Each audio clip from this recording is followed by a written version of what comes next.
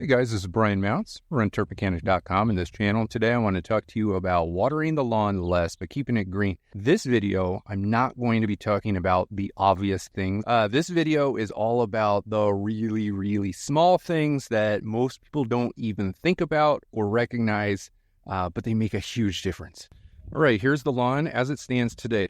We've had approximately 12 days in a row, 90 degrees or higher. The peak was 105 last week. And later in the week, we're going to be getting back up close to 100 degrees. I only water my lawn, even this time of year, once every 7 days.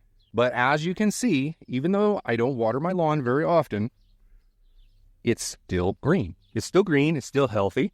There's nothing really alarming about it at all anywhere. I talk about irrigation practices, water deep, water infrequently.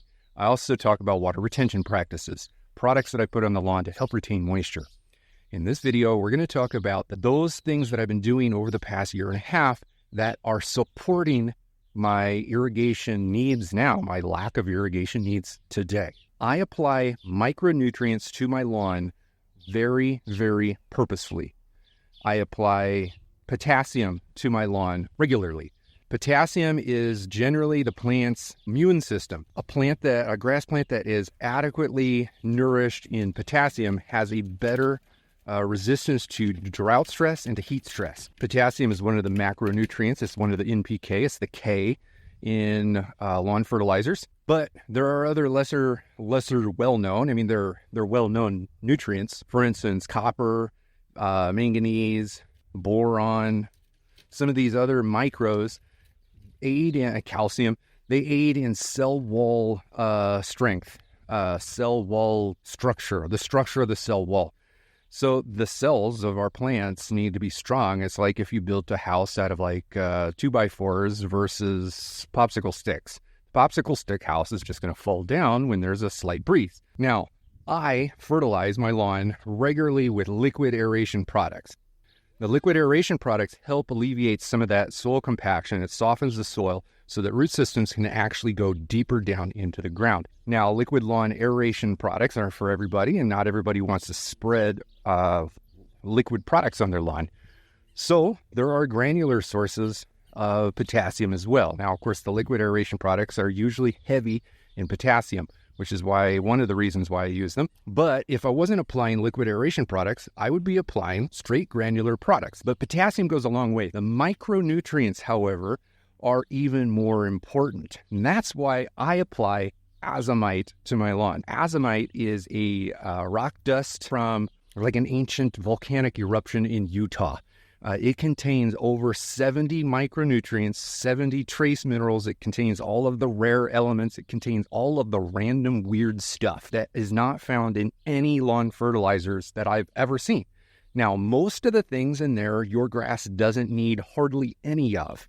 Some of them, you might not need any of it at all, but it is good for the soil. And even those things that the grass plant uses in enormously trace amounts, if it's not there, then you can't use it. When it is there, then it can hold hands with the other things that is used more frequently or in greater quantity, and it improves the way the grass plant works. It's like taking a multivitamin instead of just eating fish oil all by itself.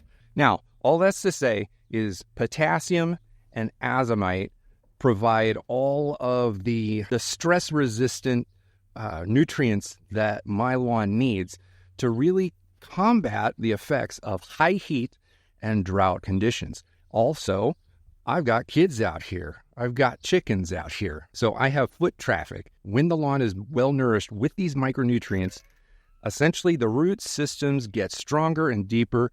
The structure of the grass blades themselves are stronger or more robust. They're more resilient. And even when it gets super hot or dry, they will bounce back faster. They'll respond to water quicker. They'll retain water longer. Root systems will be more developed, deeper. They'll have a stronger bond with mycorrhiza fungi, which is found deep in the soil.